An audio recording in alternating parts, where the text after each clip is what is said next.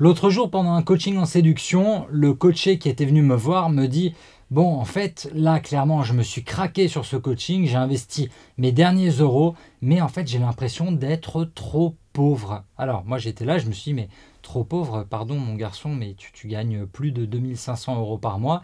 Qu'est-ce qui se passe? Tu as un crédit énorme à rembourser ou quoi? On s'est posé, vraiment, parce que là, on parlait de séduction. On parlait de séduction, on parlait d'argent dans la séduction, parce que il me disait: non mais moi je comprends pas, ça coûte trop cher de sortir, je peux pas faire plus d'un rendez-vous par mois parce que tout de suite ça coûte ci, ça. Alors je lui ai dit: non mais attends, t'es sérieux? Moi ça me paraissait beaucoup, et donc on a fait un peu la liste de ses dépenses. Vraiment, hein, c'est un vrai travail qu'on a fait. On a sorti son relevé bancaire et on a analysé chaque dépense. Alors là, on a vu des trucs quand même qui était cher pour rien. Il faisait des dépenses un peu, bon, pas besoin de tout dévoiler sur lui, mais globalement, c'était pas le premier que je voyais, et c'est pour ça que je voulais faire cette vidéo des 7 habitudes qui vous rendent pauvre quand vous jetez de l'argent par les fenêtres. Vous lisez peut-être comme moi beaucoup de bouquins sur l'argent, comment gagner plus, comment devenir plus riche, parce que, mine de rien, ça fait partie des critères de séduction. On ne va pas se le cacher, hein. Capital économique, capital social, capital culturel, capital physique, capital émotionnel. Toutes ces choses, elles rentrent dans l'équation qui font que quand on rencontre quelqu'un, la fille, elle va être attirée par vous ou pas. Et là, ce qui se passe, c'est que quand vous vous sentez pauvre, vous risquez d'être un peu trop radin, de ne pas payer ce petit café à 2 euros, alors que vous avez des habitudes de vie, des habitudes de dépenses qui sont mauvaises. Et au fil du temps, je les ai un peu toutes listées, alors je vous les donne. On commence par la première. Habitude numéro 1 qui vous coûte trop cher et qui vous rend pauvre, c'est les cafés trop chers. Un café trop cher, oui, je parle de Starbucks, hein, clairement, pardon, mais Starbucks, moi quand j'y vais, je me dis: mais t'es vraiment un tocard. D'une, c'est trop sucré, genre c'est des shoots de sucre directement, mais de deux, c'est cher pour rien. On est en France, on fait du café pas trop mauvais. Certes, on n'est pas l'Italie, mais à Paris, on a plein de cafés. Dans toutes les villes de France, tu as des petits troquets, des petits bistrots qui te font le café à 1 euro, 1,50 €, 2 euros. Mais il n'y a pas besoin d'aller claquer des caramels macchiato ou des trucs qui te coûtent 7 euros, 9 euros. C'est beaucoup trop cher pour rien. Si vous avez besoin de votre dose de caféine, prenez-la chez vous. C'est con, hein, mais c'est les mêmes calculs que je faisais avec mes parents. Après, on arrivera à ce sujet un peu plus tard. Pour économiser de l'argent, le café trop cher tous les jours. Quand j'étais à New York, en fait, quand je vivais là-bas, j'étais entouré de gens qui, tous les matins, sortaient pour prendre leur café. Et tous les matins, les gars, ils claquaient entre 10 et 15 balles, voire 20 $ pour le petit déjeuner. Mais quand tu commences comme ça, ta journée, elle te revient très très vite à 100 $ minimum par jour. 100 $ par jour fois 30 jours par mois, t'es vite à 3000 balles de dépenses. Et forcément, après, tu te dis: ouais, mais un date avec une fille, c'est 2 cocktails, c'est un repas, c'est machin. Oui, donc forcément. Prenez les dépenses quotidiennes et vous allez vite vous rendre compte que ça grimpe, ça grimpe, ça grimpe. Deuxième mauvaise habitude qui vous flingue votre portefeuille, les jeux à gratter, le loto, et je vous dirais bien les jeux d'argent, le poker aussi. C'est un peu pour ça que j'ai arrêté aussi, parce que quand on a le vice du jeu comme ça, on peut dépenser vraiment beaucoup en ligne sans s'en rendre trop compte. Parfois, c'est ouais, on va gratter un astro, un ticket de millionnaire, un truc comme ça. C'est pas une bonne idée. On ne gagne pas beaucoup dans ces trucs-là. Et surtout, ça continue de cultiver l'état d'esprit de ouais, un jour je vais gagner, donc bon, c'est pas grave que j'ai pas de projet. Un jour je vais gagner et vous vous laissez flotter. Non, je préfère que vous travailliez sur votre projet vraiment. Troisième point, manger dehors tous les jours. Ça rejoint un peu l'histoire du café à 7 euros ou 10 euros tous les jours. Manger dehors tous les jours, quand ça m'arrive, j'ai envie de me claquer très très fort parce que j'ai pas le temps. Il y a des jours où j'ai pas envie de cuisiner en amont, j'ai pas envie d'emmener ma barquette. Bon, tu fais quoi dans ces cas-là? Eh ben le midi, tu manges un pokéball, tu manges des sushis, tu vas manger le moindre truc de pâtes ou de riz qui traîne dans le quartier. Tu vas manger des salades végétariennes à 12 ou à 15 euros.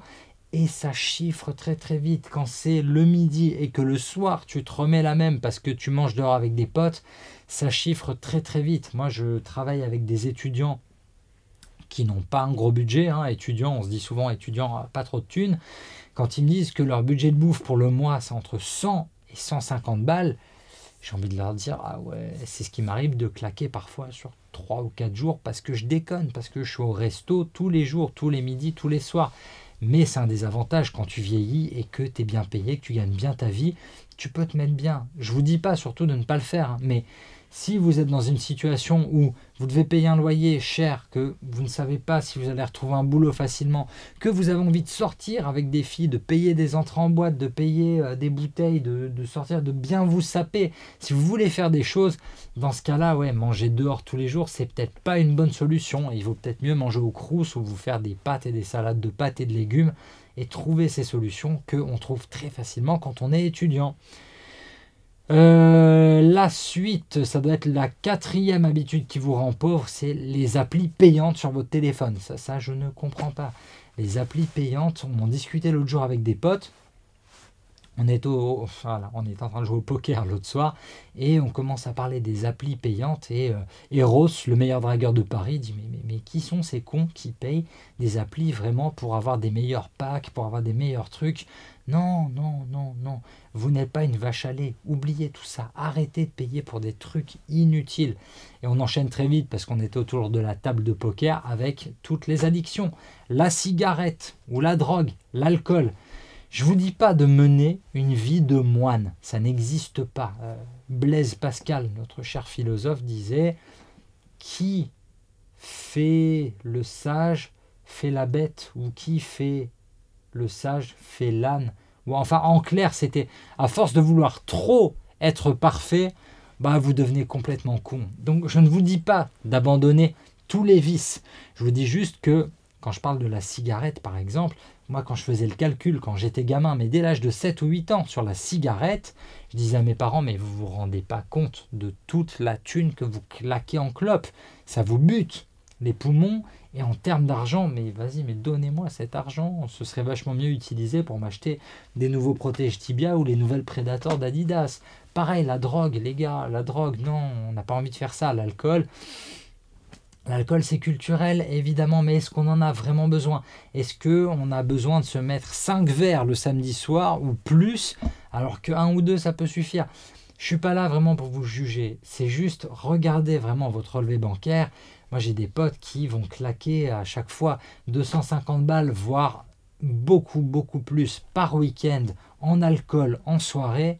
Mais pourquoi? Vous pouvez faire mieux que ça. Vous pouvez séduire sans passer par là. Autre mauvaise habitude qui vous fait mal, c'est une dépense de confort. J'avoue, moi je suis passé par là aussi. Il y a un moment, quand Uber s'est sorti, quand Uber a débarqué en France en 2012, genre il y a Uber, chauffeur privé qui est devenu Captain, il y a tous ces trucs de VTC, mais je prenais des Uber pour un oui ou pour un non.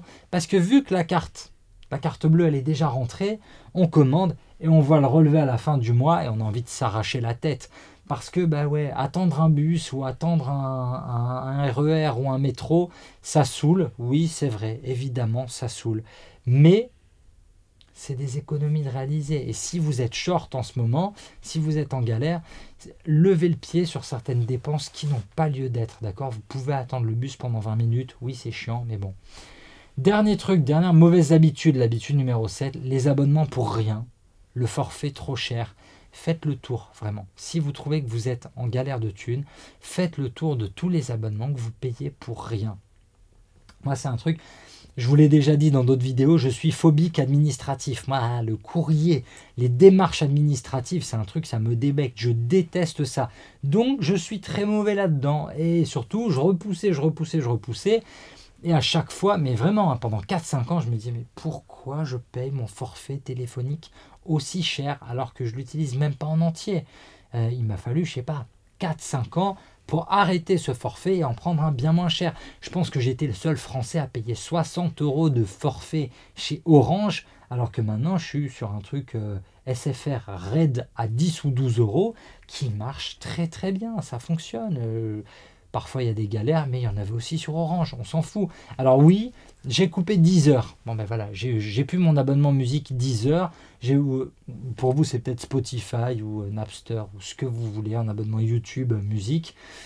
J'en ai pas besoin, j'écoute de moins en moins de musique et surtout à la maison, j'utilise celui de ma femme. Donc à quoi bon? À quoi bon? Faites le tour de tout ça. Il y a des forfaits Amazon Prime qui sont cachés, il y a des applications qui vous débitent tous les mois. Regardez vraiment votre compte bancaire et regardez où part votre thune. Parce que savoir gérer l'argent, c'est une caractéristique masculine, c'est une caractéristique adulte en fait, c'est pas masculin. C'est simplement quand on devient adulte, on devient responsable. Et si vous voulez séduire, ça fait partie des choses importantes, être responsable de votre argent. On n'est pas là pour dire on est le 15 du mois et je suis déjà à découvert parce que pourquoi? Pourquoi? Parce que vous dépensez votre argent n'importe comment. Donc ça, j'avoue que c'était une vidéo un peu moralisatrice et je vais vous l'avouer, j'ai été coupable d'à peu près tous les trucs, sauf la clope. La clope, ça m'intéresse pas, la drogue, ça m'intéresse pas. Mais j'ai claqué trop d'argent en boîte, j'ai eu des abonnements et des forfaits complètement débiles que je n'utilisais pas. J'ai pris beaucoup trop de Uber et de chauffeurs privés alors que j'aurais pu marcher une demi-heure ou attendre 20 minutes le bus. Mais ça n'a pas de sens, ça n'a vraiment pas de sens. Donc prenez ce temps, prenez une demi-heure pour analyser votre relevé bancaire et je vous promets, vous allez dégager des petites économies qui, mises bout à bout, ça vous payera un beau voyage, ça vous payera un pur resto 3 étoiles. Ça marche, mais ce sont de bonnes habitudes. Et c'est comme tout, des habitudes, ça se bâtit au fur et à mesure. Cette vidéo, je l'ai faite aussi pour vous dire que bon, les résultats, ils ne sont pas immédiats. Quand on voit toutes les grandes fortunes, vraiment, quand vous regardez, quand vous lisez des livres, quand vous lisez des articles sur Bill Gates, Warren Buffett, mais les gars, ils s'habillent avec pas de marque. Il n'y a pas des gros trucs Gucci affichés. C'est un mème, c'est une photo qui passe souvent sur Instagram. Les deux mecs qui pèsent beaucoup, c'est quasiment les deux mecs les plus riches du monde.